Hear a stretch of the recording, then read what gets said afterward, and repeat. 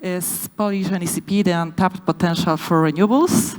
So as you may let's say, suppose after this title, we believe that we can do better, but it's the first thesis. Let's see the details.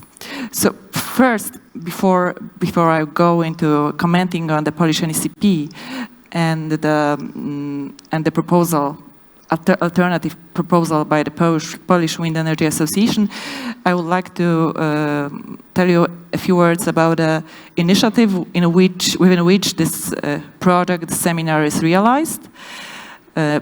Polish Wind Energy Association is a part of the Wyszehrad Plus Renewables platform. This is an initiative of 4 Wyszehrad countries plus Austria, and the renewable organizations from these countries decided a year ago to work closer on renewables deployment. Actually, they were inspired by the actions of the offshore organizations, which led to today's historic event, and we have such high hopes for the cooperation of Wyszehrad and the countries in Austria in terms of renewables. And what is also important is that this project, the analysis of the national energy and climate plans by the European Union countries, by actually the countries involved in this initiative, was supported by European Commission and the Renewable Networking Platform. So Poland, as each of European Union countries, was obliged to prepare a national energy and climate plan, so sort of plan for the energy transformation for the next decade. And indeed, we had such a plan. It was put forward, the final version, to the European Commission in the end of last year. And we look closely at this proposal, and we see some potential for say more ambitious goals. Let's see into details. So first, the electricity mix and the installed capacity. So where are the main differences? First of all, as you see, the phasing out of coal.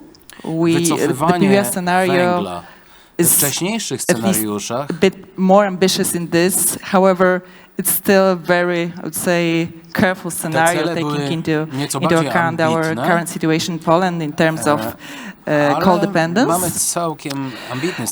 The other main difference is that the development of nuclear energy is involved in the plan prepared by the Polish government, while in our scenario, in the previous scenario, we believe that actually we don't need to go for this project, for the nuclear project, because we have sufficient resources in renewables, especially in onshore and offshore wind, to actually go through this transformation faster, cheaper,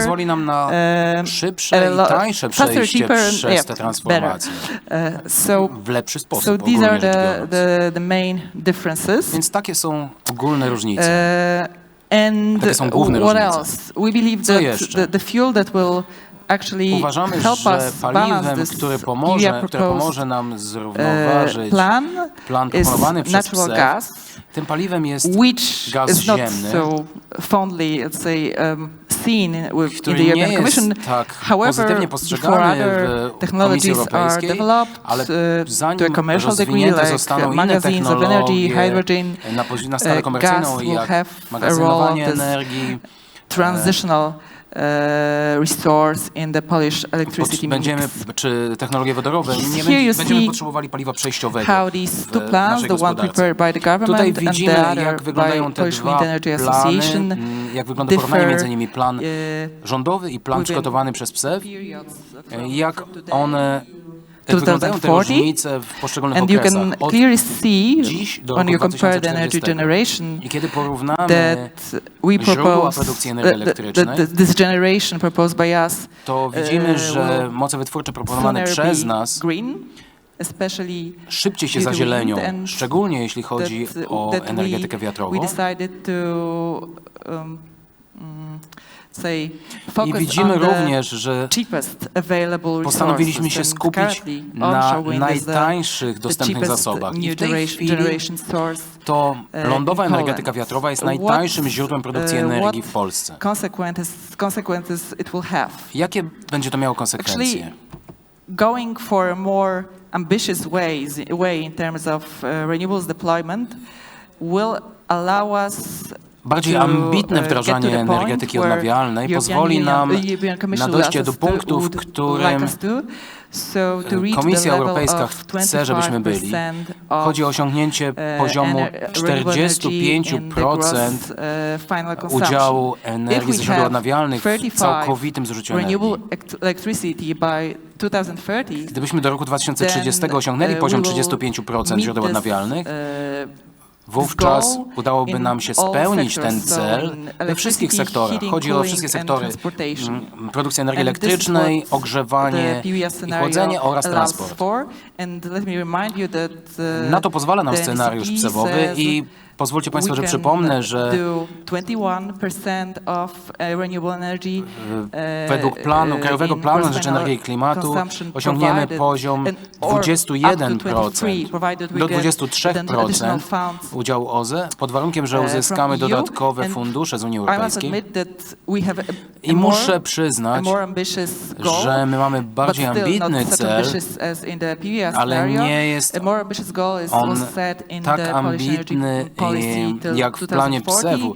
Ten bardziej ambitny plan to polityka energetyczna Polski do roku 2040. Ta polityka mówi o 32% do roku 2030.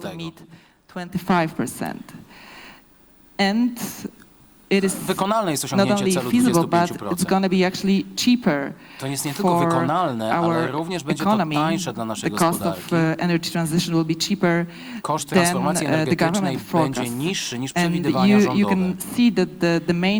I możemy tutaj zobaczyć, że główna różnica jest taka, główna różnica pojawia się po roku 2035, kiedy zgodnie z planami rządowymi w systemie ma pojawić się energetyka jądrowa, podczas gdy w naszym planie te znaczące koszty związane z energetyką jądrową się nie pojawiają. Od roku 2035 widzimy, jak duża jest różnica między kosztem megawattogodziny w scenariuszu PSEW i w scenariuszu proponowanym przez rząd. To oznacza, że plan zaproponowany przez PSEW will cost us 8 billion zlotys a year less than the one ten plan będzie nas kosztował 8 miliardów złotych mniej rocznie niż plan proponowany przez rząd. The faster pace of phasing out coal as proposed by POWC wycofywania węgla zgodnie z propozycją PSEW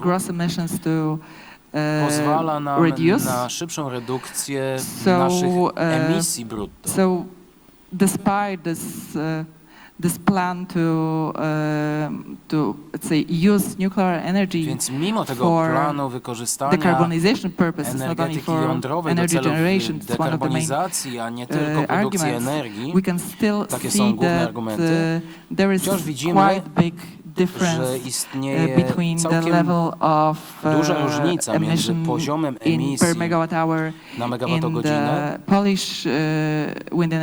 w scenariuszu Polskiego Stowarzyszenia Energetyki Wiatrowej w stosunku do scenariusza Krajowego Planu na rzecz Energii i Klimatu. So having said that, I have to add that Powiedziawszy to, muszę dodać, że w scenariuszu proponowanym przez Polskie Stowarzyszenie Energetyki Wiatrowej nie wzięliśmy pod uwagę jednego dodatkowego czynnika, którym jest duży potencjał dekarbonizacji w polskim przemyśle. Polski przemysł zużywa 1/3 całkowitej ilości energii zużywanej w Polsce.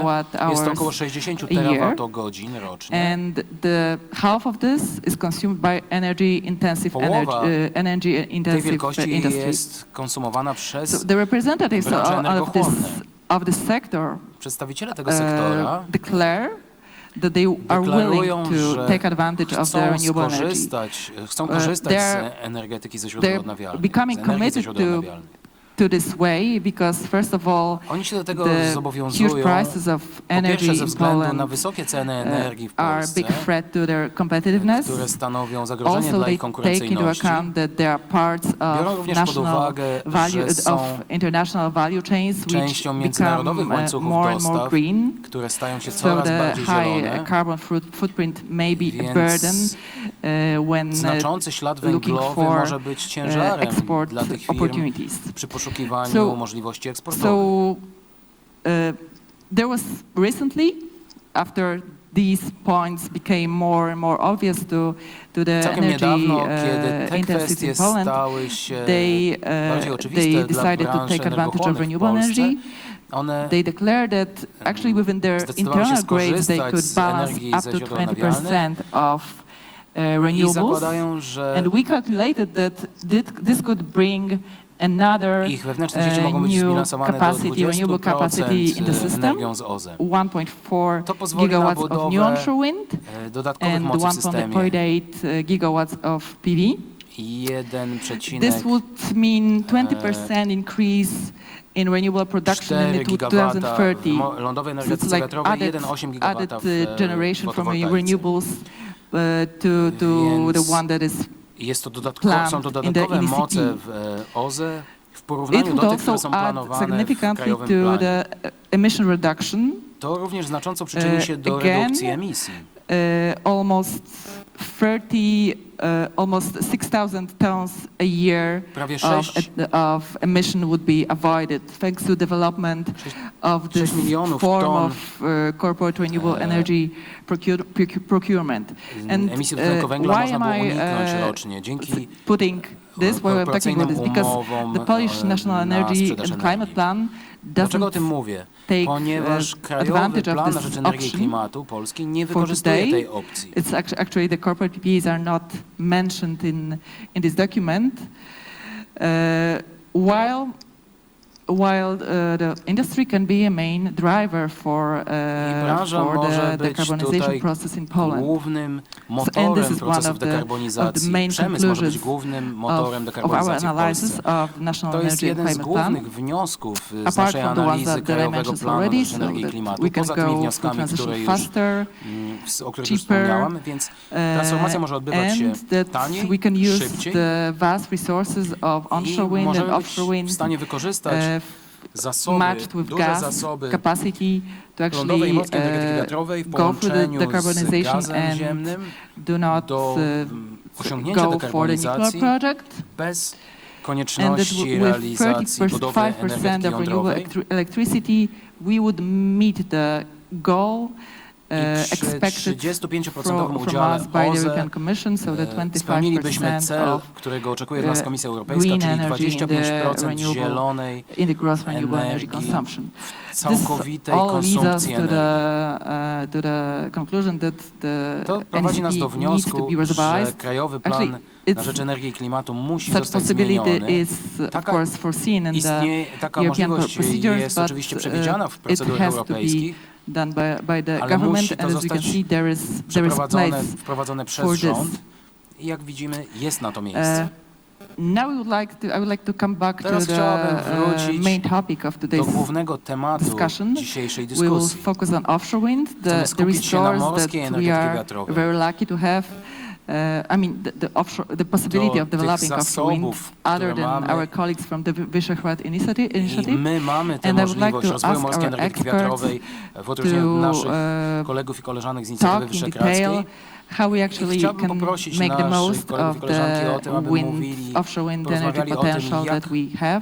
najlepiej możemy wykorzystać potencjał morskiej energetyki wiatrowej, który mamy, który jest oceniany przez Wind Europe na 28 gigawatów. Chciałbym poprosić Małgosię Bartosik, aby do mnie dołączyła, wiceprezes Wind Europe.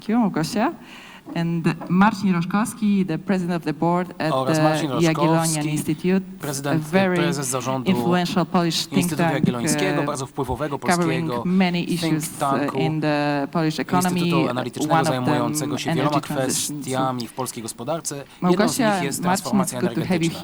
Małgosia i Marcin, bardzo się cieszę, że jesteście tu ze mną. So maybe I will set some scene for this. So if you could look at the slide. Zerknijmy może na slajd. It shows where we are, or let's say within the strategic documents of the government, what are the plans for the offshore wind development and where we can be. So as you can see, they differ pretty significantly in terms of numbers. However, it must be said that the Polish energy policy, so the document recently updated, however, still not confirmed by the government, sets more ambitious goals for offshore wind than it was in NSP.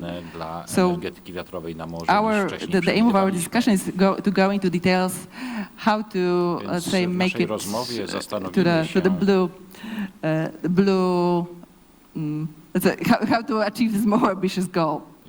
And I will briefly comment on what we have already in place. So we have sites for 10.7 gigawatts of offshore wind projects already localized and being further developed. We have offshore wind project setting the support system almost ready, likely to be passed by the Polish Parliament in this autumn. It's actually declared by the Polish government. We've got a Polish offshore sector deal, so an agreement between the industry and the government setting, say, framework for using more and more of the local content for the development of offshore wind in Poland. And today we made a major step, establishing the development of international cooperation, of regional cooperation, something that seems to be a game changer if it comes to offshore wind development in the Baltic Sea and in the deployment of this technology in the NECPs of the countries that actually have territories where they can go for this technology. So I will start with that. Maybe some output from Małgosia on how actually the European Union countries take advantage of offshore wind in their national energy and climate plan. So we know that Wind Europe has done a thorough analysis of NECPs provided by the EU governments. So where are we? I mean, how do governments take advantage? What are the plans? What they want to achieve, and what measures do they take? No, we don't. We can't hear you, but... Can you hear me now? Yes, you can hear me now. Yes. So thank you very much for having me here. Bardzo dziękuję za zaproszenie mnie do tej dyskusji. Pytanie, czyli dotyczące analizy. Rzeczywiście dokonaliśmy analizy planów krajowych i na podstawie tej analizy 111 gigawatów należy spodziewać się. Takie są plany krajowe do roku 2030 roku. No ale co potrzebujemy, aby zrealizować ten cel? Tu chciałabym podkreślić, że jest to nasza analiza w ramach Wind Europe. Nie wszystkie plany krajowe dokonały rozdziału, czy zawierały rozdział pomiędzy energetyką wiatrową na lądzie i na morzu. Czy te 111 gigawatów to dużo? Tak. To bardzo ambitny cel. Czy sektor jest w stanie zrealizować to? Pewnie tak. Ale jeśli przyjrzymy się wszystkim planom Komisji Europejskiej, które tworzy Komisja Europejska, aby Europa stała się kontynentem wolnym od CO2, to nie wystarczy. 111 gigawatów jest bliskie 1/3 tego, co potrzebujemy, aby osiągnąć neutralność klimatyczną do roku 2050. Cóż możemy zrobić? Powinniśmy przyspieszyć realizację inwestycji. Obecnie realizujemy 3,5 gigawata rocznie. Powinniśmy przyspieszyć do 5 i 12 gigawatów rocznie od 2030, a następnie jeszcze więcej między 2040 a 2050 rokiem nawet 17 gigawatów. No i to po prostu nie może się wydarzyć. Mogę oczywiście jeszcze odnosić się do głównych wyzwań. Gdybyś mogła zdradzić kilka szczegółów, jakie kroki należy podjąć. Dzisiaj mieliśmy wspaniałą ceremonię, politycy, którzy okrągłymi słowami odnosili się do tej współpracy. Oczywiście jest to ogromny krok naprzód, work and attempts from the Commission on BIMI and how, of course, also from the National Association, how much attempts were made to actually lead to come to make this step. After today, what specific measures have to be taken to actually make it happen, to ramp up, as you say, to increase the installed capacity year by year. Tę moc zainstalowaną każdego roku. Jest to wspaniały początek. Wiemy, że to się sprawdza. Mamy już doświadczenia z basenu Morza Północnego i z tego rodzaju współpracy płyną ogromne korzyści dla wszystkich interesariuszy na poziomie rządowym, na poziomie operatorów sieci przemysłowych, dystrybucyjnych i w całym sektorze, więc niewątpliwie jest to bardzo ważny krok w rozwoju energetyki na morzu, na Bałtyku. Jeśli chodzi o plany, to tu problemem jest szczegółowość. Te dane są tam ujęte, ale brakuje szczegółowych obliczeń, więc te plany nie zawierają w sobie takiej mapy drogowej, która wiodłaby nas do neutralności klimatycznej w roku 2050. Mogłabym tu podkreślić kilka szczegółowych punktów, ale bardzo ważnym jest, aby państwa członkowskie znalazły rozwiązania. Oczywiście proces uzyskiwania pozwoleń jest tutaj kluczowym czynnikiem i ten proces powinien być dopasowany do ambitnych celów Komisji Europejskiej i państw członkowskich. Musimy zadbać o dobrą dyskusję, dobrą współpracę angażującą wszystkich interesariuszy korzystających z obszarów morskich. Musimy mieć dobrze skoordynowane plany, a także również plany zagospodarowania obszarów morskich, skoordynowane pomiędzy poszczególnymi krajami. I sektor potrzebuje takiej długofalowej wizji. Jeśli aukcje nie będą koordynowane pomiędzy poszczególnymi państwami, nie uda się tego zrealizować. Oczywiście projekty hybrydowe, popieramy tego rodzaju działania, no ale niewątpliwie pojawią się bardzo istotne wąskie gardła w realizacji tego rodzaju projektów. Następnie konieczna będzie znaczna rozbudowa sieci przesyłowych. Komisja Europejska podejmuje już pewne działania, tak aby wesprzeć państwa członkowskie. Floating cannot be seen as needs to be seen as part of this of the picture as well. Kolejna it's not a technology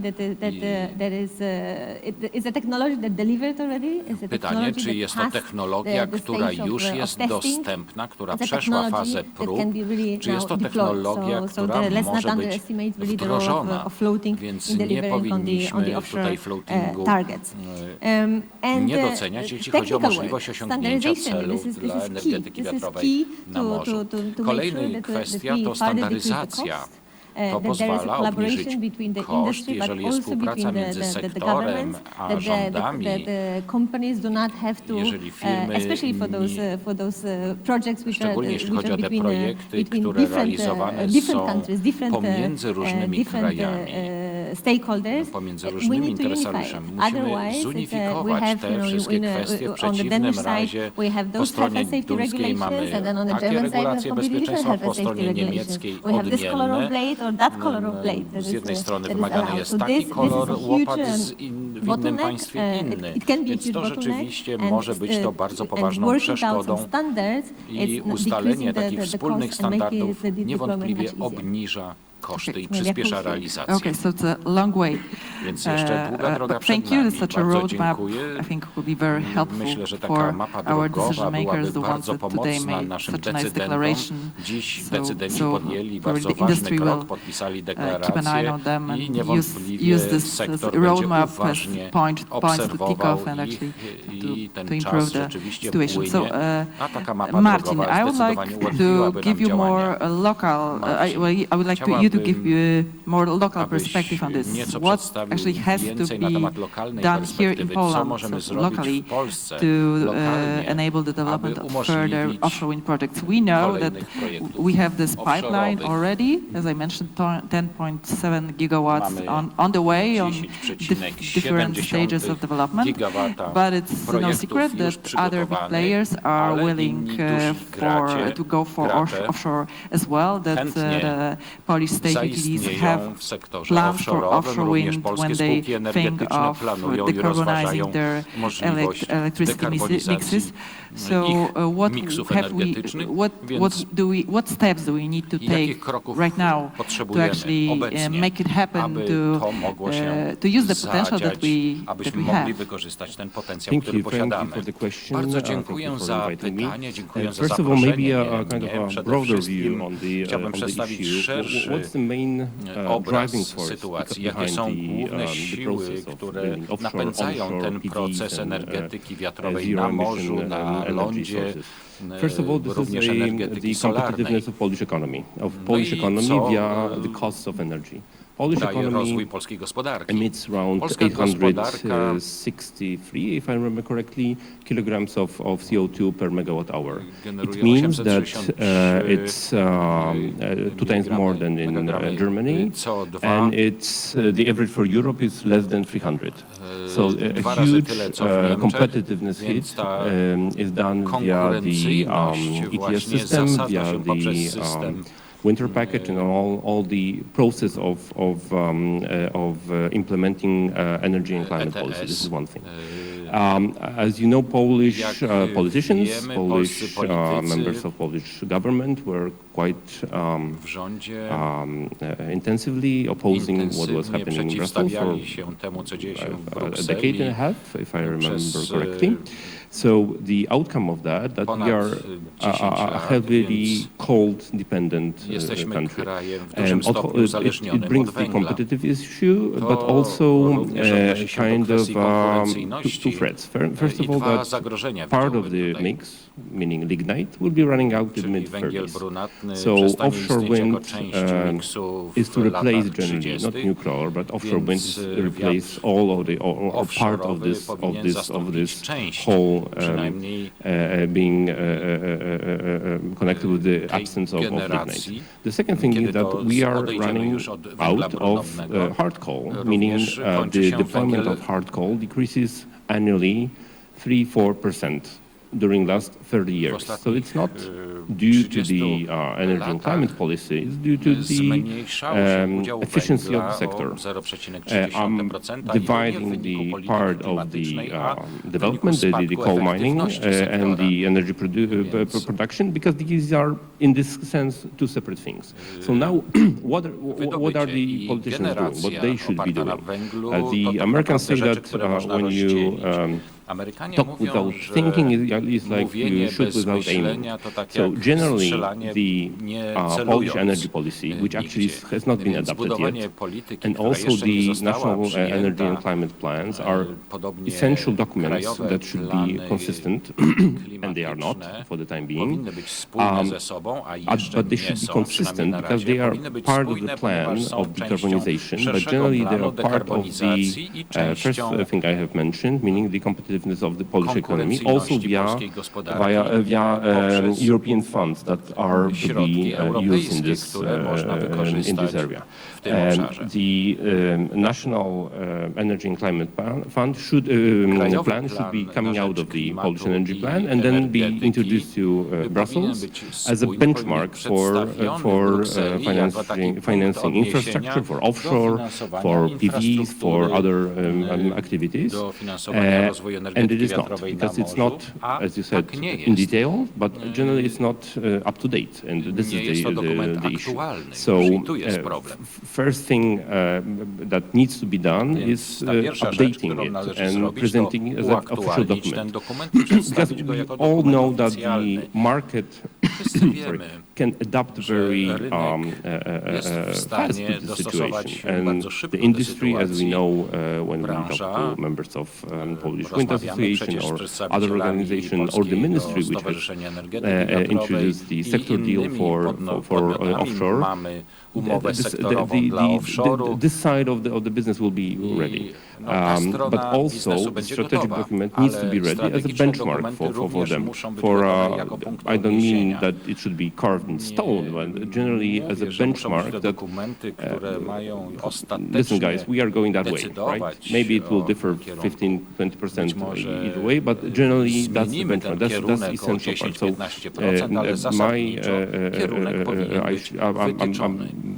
I'm encouraging the government to have it as soon as possible, because this is a crucial issue to go forward. What has changed with the... I think I'm answering your question more or less. What should be also taken under consideration, and what's the threat to the document being up to date? First of all, the regulatory environment is changing. It's going to the zero emission.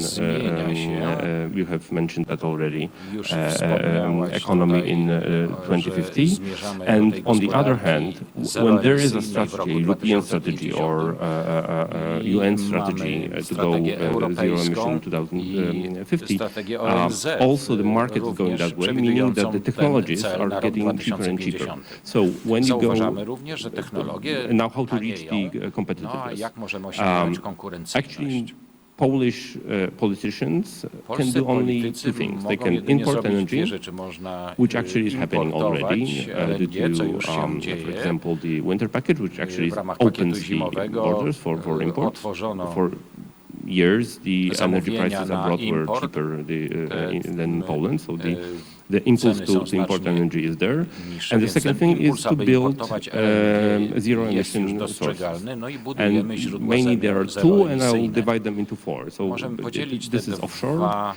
Offshore is quite unique because there are, let's say, a couple of projects. There are huge investments that are easy to be managed by, for example, Polish utilities with foreign partners, which actually is a good way to have a cooperation, to have a cooperation and a way to have a value chain in Poland introduced with offshore. The second thing is, of course, onshore, which actually has been blocked. It will be interesting how the process of unblocking or modifying the 10H rule will be going on in Polish government after Madam Prime Minister Emilewicz has left the government. But this part of the sector provides cheap energy. Besides that, you have, of course, large-scale and prosumer PV installations, which actually are also booming. So more or less the assumption from the świetnie sobie radzą, from rozwijają się the Polish energy dynamicznie, policy or the assumptions from the national założenia energy and climate krajowej plan are already polityki false. energetycznej So the i market is going krajowego so much planu na rzecz forward. klimatu i The good thing is energetyki that już są nieaktualne. I'm coming to end I this za chwileczkę part. skończę swój The wywód. two good things is that Dwie rzeczy listen, dobre. only A mianowicie November 15th last year, 15 the Minister of listopada Energy zeszłego roku minister energii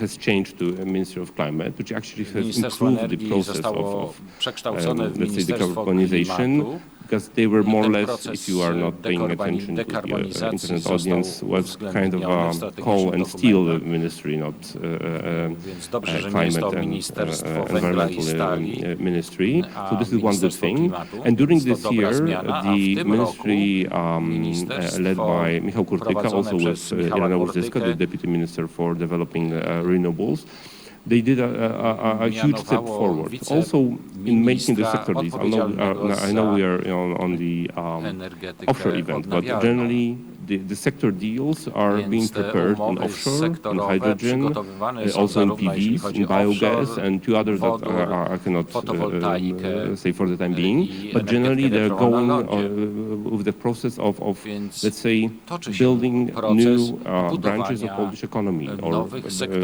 encouraging Polish entrepreneurs to participate in the process of the energy transformation, which actually is a huge step forward. Thank you. And Marcin, so I can see, and I have the same impression actually on following the energy. Less than a year, if you. It's less than a year, if you imagine. Yes, exactly. I see huge milestones done by the government side on, let's say, on the energy policy. So my next question to you related with today's event is on the further steps, actually in offshore wind cooperation. Before today, before this big event of these 8 Baltic countries, we learned that already 2 Baltic countries are setting up cooperation in offshore wind development. These were Latvia and Estonia. Są to Łotwa i Estonia. Are we ready and for such next steps? So we know that there are spaces, for example, where we could share project with Denmark or Sweden. What are the chances that within the next few years we will start working on developing such projects? We know you are following closely our cooperation in terms of energy with our neighboring countries, in terms of all technologies, in terms of grid connections. So how do you see it, like making the next step? I've noticed a few years ago that there was, when thinking about the Polish energy system, there was sort of thinking of us as a bit like isolated island, self-sufficient. However, I see that there are some signs of, let's say, changing this thinking, and not only today's event, but the earlier. So how do you think that, when will we make this next step? So like setting up a cooperation for offshore wind or some hybrid projects or wind connectors with our partners from the Baltic region. Again, me? So diplomacy always needs an agenda, an economic agenda, this kind of a partnership agenda is unique and very welcome. So I think it's a good way forward, especially because sometimes countries can negotiate and have trade-offs with each other. Some of the countries that were present here also, we are closely cooperating them, building the Baltic pipe infrastructure. We are in Szczecin, just around the corner from the Gazaport. So we have many points of the agenda are there. So I think this is a good thing to earn money together. And Więc myślę, że when dobrą diplomacy ideą jest wspólne receives this kind zarabianie of a pieniędzy. tool, I think it works I kiedy dyplomacja otrzymuje tego in typu many narzędzia, to cases, działa bardzo dobrze. our W partners, wielu przypadkach nasi partnerzy, with our partners, we have managed to achieve udało nam very się good, z let's naszymi say, partnerami osiągnąć progress in bardzo dobry postęp common project, energy projects. we wspólnych Also projektach with the Three energetycznych. Seas initiative, also Jeśli there are chodzi o many inicjatywę Trójmorza, energy projects as part of the agenda. Also with jej the gas częścią as a też jest transition wiele projektów fuel, which actually energetycznych, na speeds przykład up gaz the process jako of, for example, paliwo building przejściowe, offshore. co Because de as facto you can przyspiesza proces budowy morskiej energetyki see, wiatrowej, the ponieważ jak widzimy, Nowa Odra power plant is switched to gas from coal, elektrownia Dolna which Odra actually is a przechodzi na gaz z węgla. Perfect match for today. It's a Jest to perfect doskonały balancing instrument for offshore in instrument Poland. So, bilansowania as you see, i równoważenia we morskiej do not energetyki have all the wiatrowej w plans Polsce. already on the table, or they're not up to date, but the process, może the plany investment jeszcze process is there, plany nie and są the aktualne, more or ale less proces inwestycyjny już the trwa. the target is set. So I I cel think został nakreślony. it's wonderful to have opportunity to Więc work on myślę, with our partners że in the energy sector. Also, as you know, świetną rzeczą jest we have współpraca z naszymi partnerami, szczególnie w branży energetycznej. strongly work on the defense issues. So I think Pracujemy this wspólnie kind również of nad kwestiami obronności. cooperation is a perfect Więc myślę, że example of tego rodzaju working współpraca jest diplomacy. świetnym Thank you. przykładem działającej dyplomacji. Which main challenges Pytanie do do you see obojga to państwa. actually going forward, going more ambitious with in Poland? Jakie są wyzwania where are the na drodze do bardziej bottlenecks ambitnych in Poland as well? celów i rozwiązań w Polsce? Jakie są If wąskie I can gardła? just compliment the question before. I mean, offshore, the Chciałbym beauty uzupełnić of to pytanie offshore is wcześniejsze. of offshore Pięknem projects is that morskiej it's cross-regional energetyki project. wiatrowej jest to, że to są projekty regionalne i one są szybsze i tańsze, jeśli robimy to razem. Pytanie, czy jesteśmy gotowi, to zależy od tego, kogo zapytamy. Jeśli pytamy branży, powiedzą tak, jesteśmy gotowi. Jeśli zapytamy ludzi od sieci, powiedzą no niekoniecznie. Ale to zmienia się bardzo szybko i czasami przepisy, regulacje nie zmieniają się wystarczająco szybko. Z prędkością, z którą muszą się zmieniać, aby skorzystać z szybkiego rozwoju, który jest w stanie zrealizować branża. Jeśli chodzi o drugie pytanie dotyczące Polski i tego, jakie są największe przeszkody.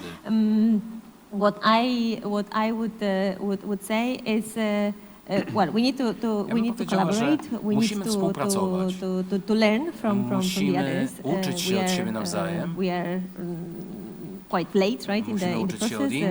Very big ambition, so we need to definitely to learn from others in order not to repeat the mistakes and learn from the lessons from the North Sea, for example. We, as we know, we have in Poland, the problem is of course, what do we do with the conventional sources, right? W Polsce problemem jest to, co zrobimy z źródłami konwencjonalnymi i co zrobimy z ludźmi.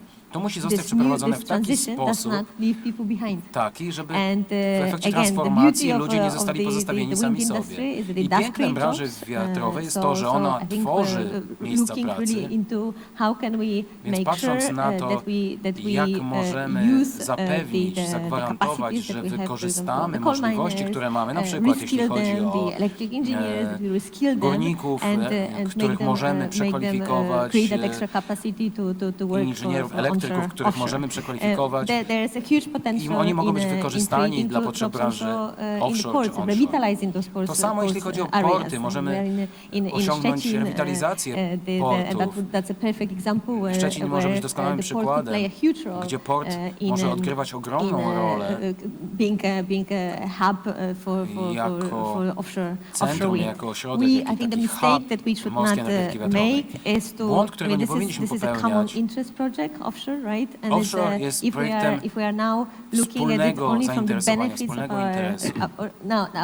Jeśli spojrzymy na korzyści z naszej perspektywy narodowej, będzie to trudniejsze i to może również wpłynąć negatywnie na cenę. Na przykład jeśli mówię o portach. Są doskonałe przykłady. The Danish port Esbjerg. tuńskiego portu w Esbjergu. Esbjerg jest doskonałym przykładem międzynarodowej współpracy. Ten port obsługuje nie tylko duńską branżę, ale również niemiecką i holenderską. Więc inteligentne wykorzystanie zasobów infrastruktury, korzystanie z dostępnych funduszy na zieloną transformację, fundusz odbudowy, instrument łącząc Europę. Jest mnóstwo funduszy europejskich, które są dostępne, aby pomóc nam w tej transformacji.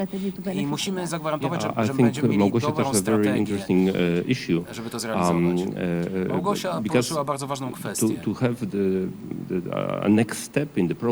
Aby dokonać następnego kroku w tym procesie, musimy mieć wolę polityczną w rządzie i w parlamencie, ponieważ łatwo być na konferencji takiej jak dzisiejsza, gdzieś w hotelu słuchać tego, co my mówimy, ale problemem strukturalnym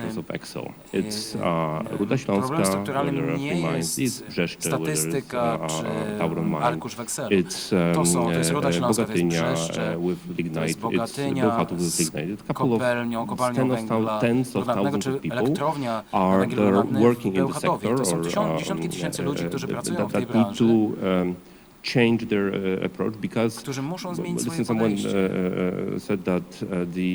Ktoś niedawno powiedział, że epoka kamienia łupanego nie skończyła się dlatego, że skończył nam się kamień. Po prostu technologia posunęła się naprzód. I teraz też tak jest. Technologia się rozwija, mamy bardzo wykształconą siłę roboczą. I to jest najważniejsza kwestia z punktu widzenia rządu. Proces społeczny. Branża państwowa czy prywatna poradzi sobie z tym procesem. Ale proces związany z zapewnieniem bezpieczeństwa społecznego dla tych obszarów, dla tych regionów, to jest duży problem. Mieliśmy lata temu fatalne doświadczenia z Wałbrzychem, gdzie była kopalnia węgla. Do dzisiaj liczba samobójstw, stopień odsetek samobójstw i rozwodów jest najwyższy w Polsce do dzisiaj. Więc nikogo nie powinniśmy pozostawiać bez pomocy. Więc to jest kwestia tych kwestii wrażliwych społecznie. Jeśli chodzi o morską energetykę wiatrową, można powiedzieć, że jest pewna publiczna zgoda co do morskiej energetyki wiatrowej. Nie dlatego, że ona jest daleko, bo ona nie jest daleko. Ale generalnie poza rybakami właściwie nie ma argumentów przeciwko, czy jakiejś debaty na temat offshore. Nie ma również dyskusji na temat procesów energetyki prosumenckiej. Proces uniezależniania się od polskich gospodarstw domowych, od sieci energetycznej na zewnętrznych źródeł energii. Ten proces następuje. The problem with onshore wind is that it was the first cheapest technology being introduced to the market with the green certificates and the whole process, sometimes even subsidies. And it's more, let's say, socially delicate. The local communities are quite worried with the development of wind. Actually, there are not so many arguments behind that, but sometimes Polish law even was broken during the process of installing some of the farms. So I think the easiest path for renewables will be on one hand offshore PVs and prosumer morska energetyka wiatrowa, fotowoltaika, wielkoskalowa i prosumencka, ale onshore wind, because na końcu niestety the lądowa market energetyka was wiatrowa. Developing too fast and sometimes too many shortcuts were taken, which actually some of the local communities remember. So a lot of work needs to be done to convince Poles that it's a good way of producing cheap energy. And Jest to źródło taniej energii, before us. So ale ta I think in dyskusja jest this przed set nami. of principles we will Myślę, be że going forward. w tym zestawie Unfortunately, the cheapest way zasad of producing energy is the most, let's say, możemy socially powiedzieć, że or najtańsza locally metoda complicated. produkcji For the time energii being, of jest course. Yeah, but on the other hand, najbardziej skomplikowana na skalę lokalną, przynajmniej w tej chwili. But now when you're talking Ciężko about mi z tym consumer and dyskutować, ale this kiedy whole movement to rozmawiamy o being energetyce energy prosumenckiej, sufficient, o so using the uniezależnieniu sun się, as o the resource that samowystarczalności can give you energy energetycznej, at your own home, o zasilaniu naszych domów słońcem. reminds me that actually the first say capacities in onshore wind were also such example of the Poles like taking their own responsibility, like grabbing this opportunity, because we've got these 2 gigawatts of onshore energy actually developed by some local businessmen and people in the agriculture sector. So there is, I must say, some sort of similarities, like taking the opportunity and the responsibility themselves for this energy transition. It's a huge opportunity for the local communities to make money. It's simple as that. And it's not, in most cases, it's not disturbing the life of local communities. PSEF did, the Polish Wind Association did the best practice book, and I think it's a good step forward. I think the debate will end successfully. But it needs to be done. Hopefully, the 10-age rule that has been, the bill has been amended, a proposed amendment has been prepared by Madam Prime Minister Emilewicz. Hopefully, somebody will be going forward with that in Polish government or in Polish parliament, because it's necessary for the competitiveness of Polish economy. And there is no one good answer to what should be done in the energy sector. You cannot go 100% wind or 100% PV or gas or hydrogen or whatever, because it needs to be a mix, right? So let's work on a perfect mix with zero emission doskonałym miksem z zeroemisyjnymi źródłami. I know it's an offshore conference, but based on what you said, I mean, let's really not forget that most of the capacity that we build today is onshore, and it will continue to be like this at least 2030, and probably in 2050, it's still the onshore capacity will be higher than the offshore capacity. We can have a bet. But I think we are on the same side. Having said that, it has to be done in the right way. But when you look and read the strategy documents done by the government, you can see how fast the market is moving and how fast the technologies are changing and how fast they are more and more available, and the approval for this kind of a change is there. Like 6-7 years ago, there was no issue of smoke because there were no smoke signal applications that can check how polluted the air is. So in 7 years, we are now, the government has introduced a major program to fight, for example, smog. So the public awareness of the environmental issues is huge, and it's rapidly changing. Even in the ruling party, in the ruling coalition, you can see how they have changed the approach during the last 6 years of the rule. So I think this is pretty interesting. How there's a huge pressure from society, but also from the technological side. It's getting cheaper and cheaper and more available. Yes, and this one particular pressure comes from a new source, and it happened quite recently. I mean, I would like to stress once again the industry.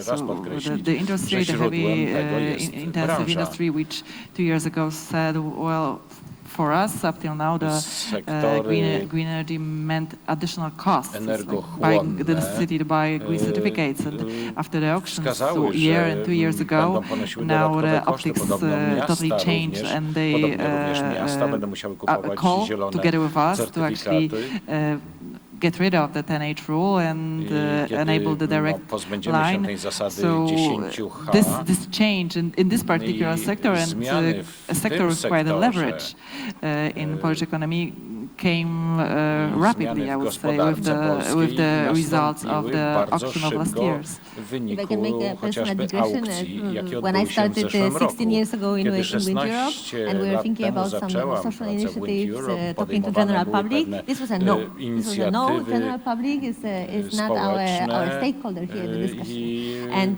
things have changed very quickly. Now I think if we would have started 16 years ago, then we would have the 20 years old voters now, being well educated on wind and the climate issues. Well, what I'm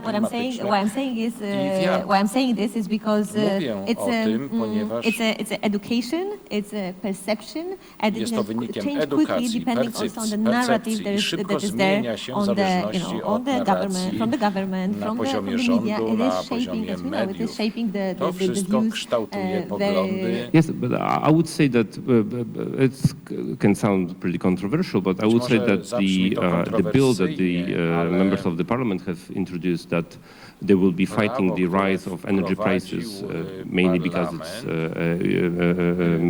made out of coal, the energy, made people aware that something is not right with the energy system, right? So this is, I know this sounds controversial, but generally I think that this is one of the steps that was taken, because they were doing the narration for this process for like 3 or 4 months.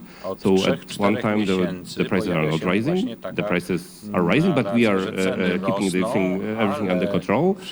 The prices are rising, we are keeping everything under control, but we need to pay you some kind of extra cash to balance the rise. And at the end, a kind of disastrous bill was introduced that disturbed the market just for 1 year, and it has not been renewed. So the knowledge, pretty, let's say, bloody way to discover this kind of thing, but generally the knowledge was there that we cannot go that way anymore, right? Because it's too bloody for the state-controlled utilities were like bleeding out, because they were also paying for this process. It has not only been paid by the amount of CO2 being sold by the Polish budget, but also by companies on the market. So I think all these issues sum up to this kind of a place where we are in, that the energy transformation needs to be sped up.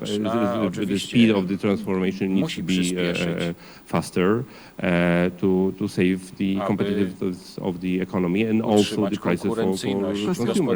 So in the end, it's all about money, which is not bad. It's like rational, economic ratio decides.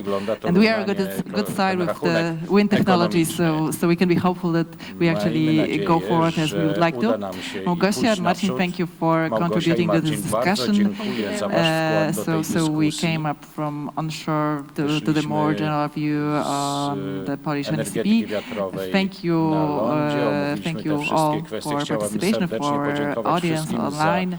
So we'll use your recommendations, our policy making, and hopefully we will not only update the strategic documents, but the framework for the market to do the job will be created. Thank you very much. Realizować te wszystkie ambitne cele. Dziękujemy.